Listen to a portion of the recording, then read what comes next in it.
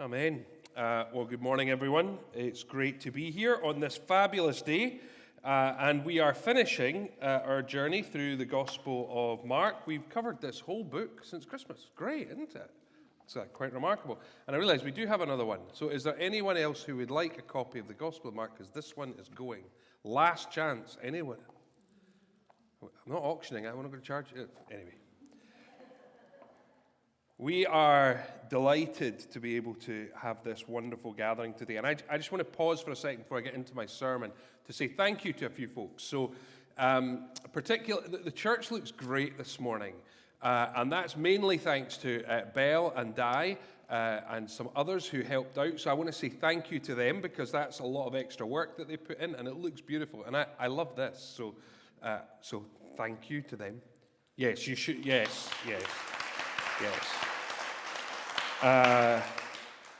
And I want to say, have people enjoyed the morning devotionals? If you haven't, just keep your mouth shut just now. But I'm going with the genuine basis that they've been good, haven't they? It's been great.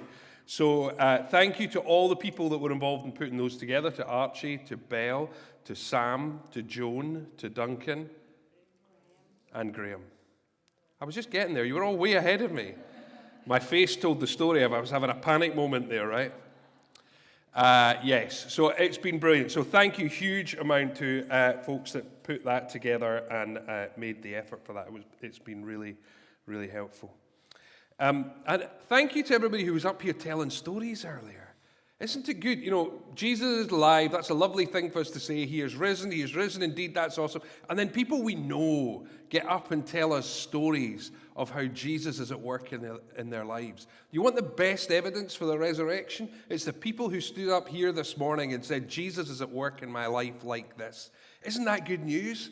Isn't that good news that we've got a little church here in Portobello and people can stand up and say, this God, this one who died on a cross 2,000 years ago, he's alive today. And look, I'll tell you about it because look, he's in my life.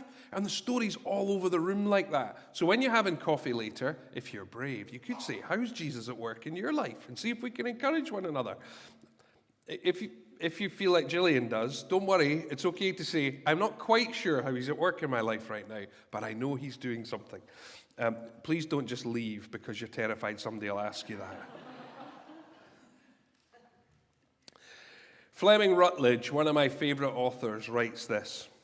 Christianity is unique. The world's religions have certain traits in common, but until the gospel of Jesus Christ burst upon the ancient world, no one in the history of human imagination had conceived of such a thing as the worship of a crucified man.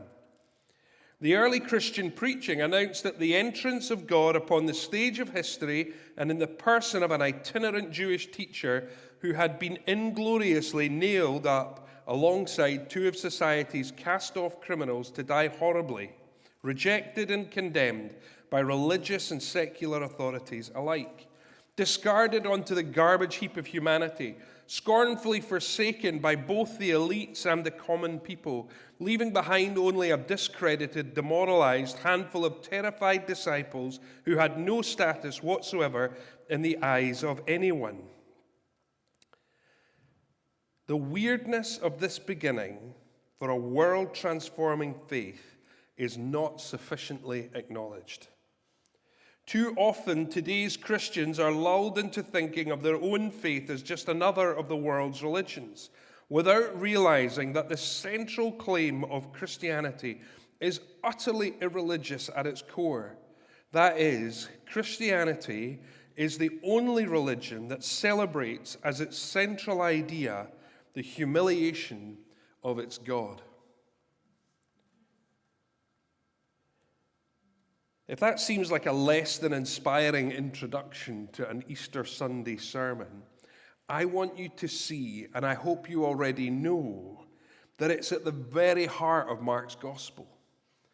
This weirdness is the thing that Mark has been driving us to for these whole 16 chapters. The ridiculousness of a crucified Messiah, a king who is killed, and one who is vindicated in all that he said would happen.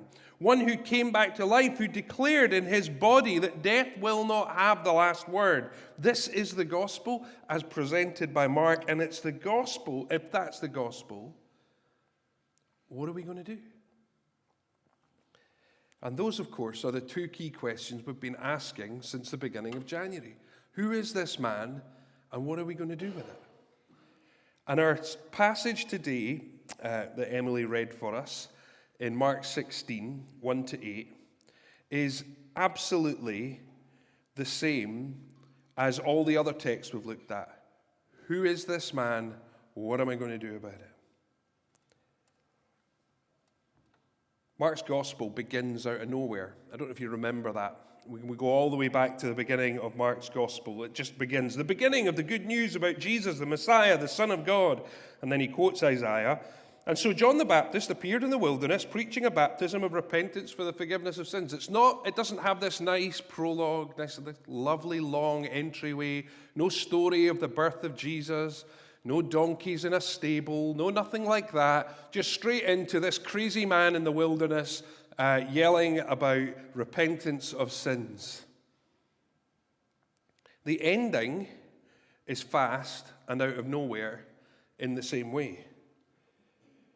Trembling and bewildered, the women went out and fled from the tomb. They said nothing to anyone because they were afraid. Ka-chunk.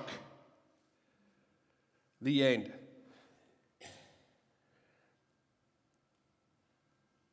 Because Mark is trying to dislocate something in us that leaves us feeling unresolved. We've talked before about the unresolved chord progression that leaves you feeling like there's something just not quite right in your body. Because you're like, no, I want the tonic ending. I want it just to feel nice. And yet Mark doesn't do that here. He leaves us with this unresolved tension. Wait, that can't be the end of the story. And we'll look in a moment as to why. But before we do that, I'm going to deal with the fact that a heap of you are sitting there going, but that's not the end, Glenn. Look, there's more words in my Bible here than that. And there are. Quite a lot more words, actually. And you'll notice they're all in italics. And there's probably a little note that says there's something like the earliest manuscripts and some other ancient texts do not have verses 9 to 20. And they don't. If you want to come back in May, we will discuss at some length. We'll use this as our example of how we understand what's in the Bible and why we are happy with what's in the Bible today. Really happy to have that conversation with you later if that's your major blockage on understanding who Jesus is. But we're going to look at that in a series that we're going to do on what is the Bible later. But it is almost universally, so in other words, not universally, but it's a powerful word to use. But nearly all of the scholars agree that verse 8 is Mark's intended ending, not this extra bit that's put on at the end. Because the church, the early church, didn't like the resolution of Mark's gospel. So if we're feeling awkward about where it finishes at verse 8, then we're in good company, because it seems the early church did. And so very early on, this extra bit was added. That's very familiar to us because it looks an awful lot like the other gospels ending. But we're not going to look at that today. We're going to park it off to the side, and we're actually going to say we think it ends at verse 8. And I think there's 100 reasons why I agree with most of the scholars, mostly because most of them are smarter than me, and so you just go, yeah, sure. But actually, I think the fact that thing that I showed us, that we begin so quickly and that we end so quickly makes perfect sense of Mark's gospel and what he's trying to do. And hopefully, as we go through this, some of the ways that we will see that come out will make some more sense to you. So we have this gospel that's been put together for us that ends like this. And what are we going to do with it? Well, I want to make two main observations today. Only two. And I promise they're short. I haven't done that 1 and then 16 points under number 1 and 2 and 16 points under number 2, just so that I can make all my points but tell you I've only got 2. The first is I want to say a couple of things about the resurrection. This is the who is he question. And then the second thing I want us to do is to have a quick look at the women in our text today. And they are, I think, a challenge to us of what will we do? And I think that's how Mark intends to present this last section. So about the resurrection, I think Mark holds two things to be true. The first is that the historical reality of Jesus' death is as real as his resurrection. He says here, you are looking for Jesus the Nazarene who was crucified. Historical fact, verifiable, genuinely nobody says anything about. You are looking for Jesus the Nazarene who has been crucified. He has risen. He is not here. For Mark, this is as important a point to make, that the resurrection is as historical as the crucifixion. That this is not some figment of someone's imagination, but is an absolute reality that happened on a specific day in a specific place. The man Jesus, after being killed on a specific day in a specific place, walked out the tomb. This is the best news ever, friends. We should be excited. We should be clapping, not just because there's sweeties on the table and we've all got a wee sugar high, but because this is the best news that's ever happened. Jesus walked out the tomb on a specific day, in a specific place, at a specific time. That happened. And nothing has ever been the same ever since. And if we grasp that, that's why all of this makes sense. And I'm 100% with Paul, who says, basically, if you think it didn't happen, then this is a complete waste of time. Because the entirety of the Christian faith rests on whether Jesus rose from the dead or not. Because otherwise, he was just another one another Hebrew rebellion person who died on a cross alongside a heap of other people, and that was the end of it. But it wasn't the end of it, because he did walk out of the grave. Because there is a historical moment when Jesus was dead, and then there's a moment when he is no longer dead. So the first thing, the historical reality of Jesus' death. The second thing that Mark holds about the resurrection is that the resurrection is from outside of our natural understanding. And this is just as important as the first one. If the first one is there's a solidity to it, the second is this. One commentator puts it like this: the reality cannot be incorporated into our history as if it conformed to our experience. Because most of us have not seen someone who was dead come back to life 3 days later. Apart from revelation, it remains merely a mysterious event in history, unable to impart understanding. History can declare only that Jesus' body disappeared, but this baffling fact fails to communicate the gospel. The event of Jesus' resurrection is open to understanding through the word of revelation received in faith. It is from outside of this world that the reality of resurrection happens. This wasn't because his disciples wished something to happen. This wasn't because Jesus, as he died, did something to his body that would mean he could pop back to life 3 days later. This is from outside. This is a divine action that is very difficult to comprehend because it's from outside and it's a divine action. And if it was easily understood, then we would be people on another plane. And I know you all. And I know you're not on another plane. You, like me, are just very ordinary. And so resurrection's weird, right? I mean, we celebrate it this morning and we're excited about it and we declare it's a historical event, and then we sit down for a moment and go, but that's weird, right? And we go, yeah. Because God did something in this world. So, we've asked throughout this series, who is this man? We now have a new part to this story, because we've talked about him as the Messiah. We've talked about him as the Son of Man. We've talked about how he shows himself to be God and all the kind of actions that he takes early on in calming the sea and all that kind of stuff. We've got a new part to answer. Who is this man? He's raised from the dead. Tough to understand, but a historical reality. Mark's account is that Jesus really was raised from the dead, not as a theological abstraction, but as something real in history where God enters in and does something remarkable. And it matters, Resurrection matters because if Jesus really did come through death and he has come out the other side, then there is hope for us, friends.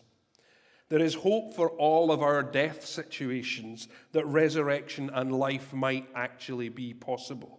Maybe, just maybe, this resurrection reality will be true for us in all sorts of different ways. This is our hope. This is what the resurrection is about. When we declare, who is this man? We're saying something about what we hope for in the reality of Jesus' resurrection. So if that's the first thing, the reality of the resurrection for Mark, let's have a look at the experience of the women in this text. We see at the beginning, Mary Magdalene, Mary the mother of James, and Salome, they brought spices so that they might anoint Jesus' body. So I want to notice a couple of things. First of all is holiness and devotion. First of all, holiness because they came not on the Sabbath day, but they waited until the Sabbath day was over. They were devout Jews, and they had lived into that reality. So they come in holiness, but they come in devotion. Right? This is a remarkable act of devotion and worship. Jesus is dead. They have no other expectation, which we could talk about in a separate sermon altogether of why not, because he's told you over and over again he will rise back to life. But they come to care for the body of their crucified friend, rabbi. Many of them have now said Messiah, but that's presumably like, how disappointed do you have to be? Your Messiah, the one that's going to set you free from this Roman occupation? Well, he's dead in a tomb now. So they're going to come and they offer devotion. And so they walk along and there's this absolutely brilliant, I mean, it's almost comedy, right? They've got all these spices together. They've got up at the crack of dawn, just before sunrise. I bet the clocks had changed that morning too. They're shattered, like, ugh. Because it's the only thing that makes sense of what happens here. As they made their way to the tomb, they turned to one another and they said, who will roll the stone away from the entrance of the tomb? Right? Now, these things were massive. Right? And while they were movable because you could roll them, once you rolled them into place, there was a groove and it kind of locked the stone in place. So it wasn't just a case of a couple of folk giving it a wee shove. It was hard to move. And so you're like, now, if this was men, we would all believe that none of them had thought about it before they left, right? But this is three women walking together, and they turn, who's going to move the stone? It's a brilliant moment of comedy, I think, in the middle of this very serious story. Is this a last-minute realization that they really didn't think about? I don't know. But the important thing is, what happens? There is no stone. It has already been rolled away. But when they looked up, they saw the stone, which was very large, had been rolled away. The first thing that's missing is the stone. So the women go in, and they enter the tomb, and they saw a young man dressed in a white robe sitting on the right side, and they were alarmed. Well, you would be, wouldn't you? Terrified. And he says, don't be alarmed. Oh, okay then, that's fine. No worries. Big angel sitting here, not terrified at all. We're all good now. But it does put us in mind, right? If we think of the Old Testament, every time that there's a theophany or an angelic appearance, there's usually some sort of terror that comes with it. And what's the first words that are spoken? Do not be afraid. Do not be afraid. And the book of Revelation is filled with, do not be afraid, do not be afraid, every time that people see stuff. Do not be afraid. And so these women are told to not be alarmed. And then we get this incredible commissioning of these three women. He says, you are looking for Jesus the Nazarene who was crucified. He has risen. He is not here. See the place where they laid him. So there's evidence here. He's like, look, don't just take my word for it. Look, this is where he was laid. He's no longer there. But go tell the disciples and Peter, he is going ahead of you into Galilee. There you will see him just as he told you. The women are commissioned with a message. So let's first of all not miss this, right? The first proclaimers, or the first commissioned people to proclaim the good news of Jesus, are 3 women. We shouldn't just blow by that. That matters. And here's why it matters. Because women were not credible or legal witnesses in Jewish Palestine at that time. So if you had a court case and your only witness was a woman, you're going to lose, because that woman can't be your witness in court. This was to the embarrassment of the early church. And if they were going to change anything in the text, it would be this. Because you would actually make it a bunch of men that went and found them, and then it would be much more credible. Okay? We thankfully live in slightly more enlightened times, which is good news for all of us. But it is real that it was women that were first commissioned to go and preach this message. And what is the message? Go tell Peter and the disciples. Pause for a moment there. This is beautiful. We can just skip past that and go, oh yeah, Peter and the disciples, that's good. Why is Peter singled out? Because he's the one who's denied Jesus 3 times, right? And yet, Peter's mentioned here. And there's something really beautiful about this that is hope-filled for us, because the resurrection comes with both power and with grace. And I don't know about you, but I feel so much like I identify with Peter in so many ways, right? I'm the one that blunders forward, and I do all sorts of things wrong, and I know my wrongness often. And I often wonder, have I excluded myself? And passages like this say, of course not. Go tell Peter and the disciples. He's not excluded at all. He's not excluded at all. The resurrection comes with power and with grace, and he's there to tell them that he is risen, and they're to go to Galilee where they will see him. So our story in the Gospel of Mark begins with a strange messenger, John the Baptist, with a strange message. There is one coming whose sandals I'm not fit to tie. And it ends with strange messengers, 3 women, with a strange message. He is risen. The book makes perfect sense. It begins and ends with the same sort of thing.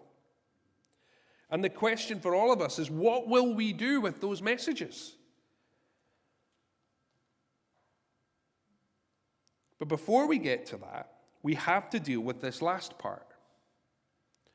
These incredible women who, trembling and bewildered, the don't be alarmed doesn't seem to have been such an effective way to stop them being terrified. Trembling and bewildered, the women went out and fled from the tomb. They said nothing to anyone because they were afraid.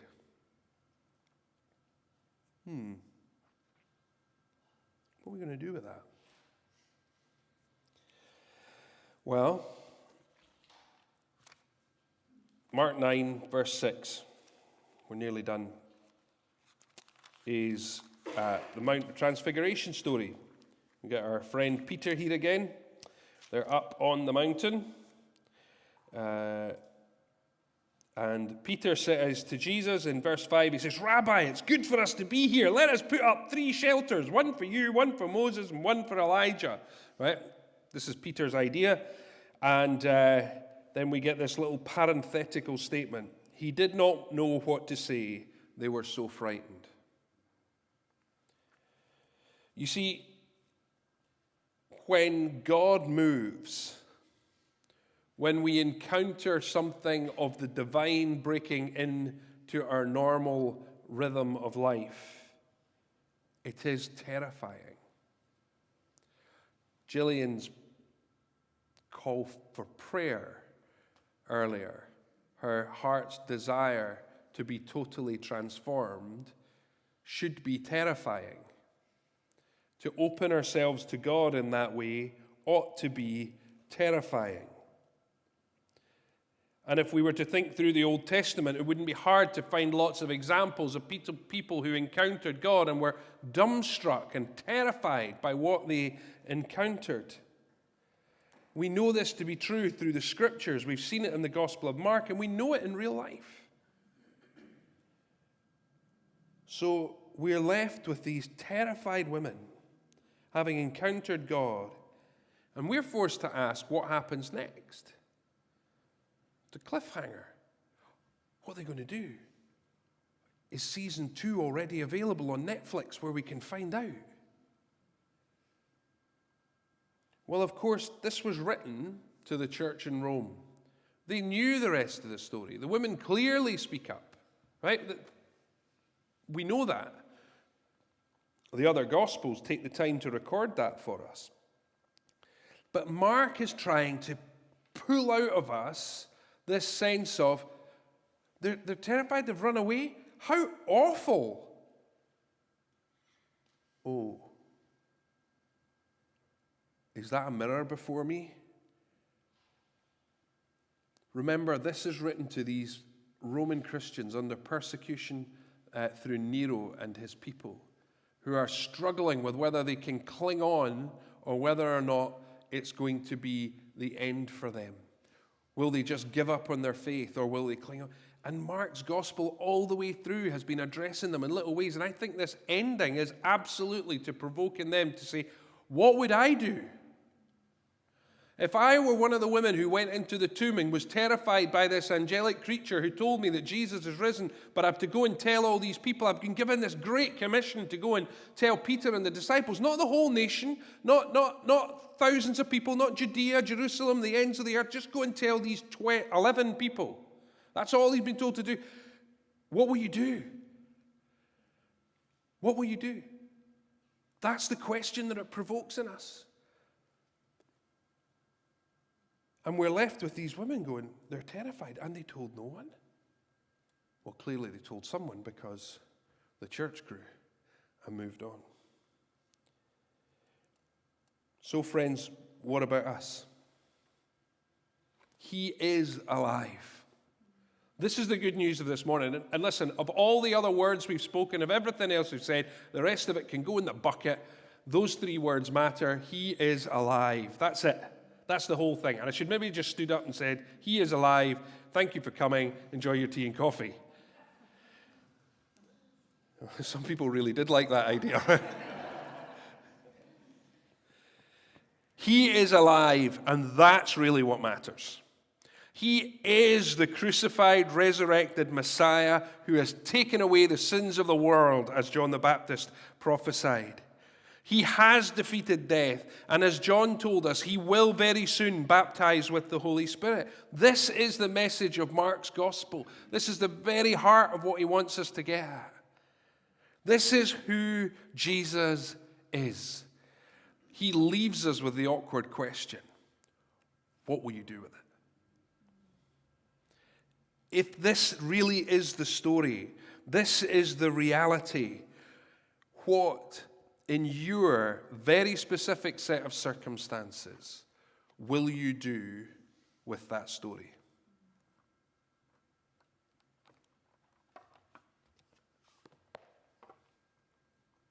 That awkwardness is how the gospel finishes. Ooh. Walk with it. We're going to sing one more song to finish.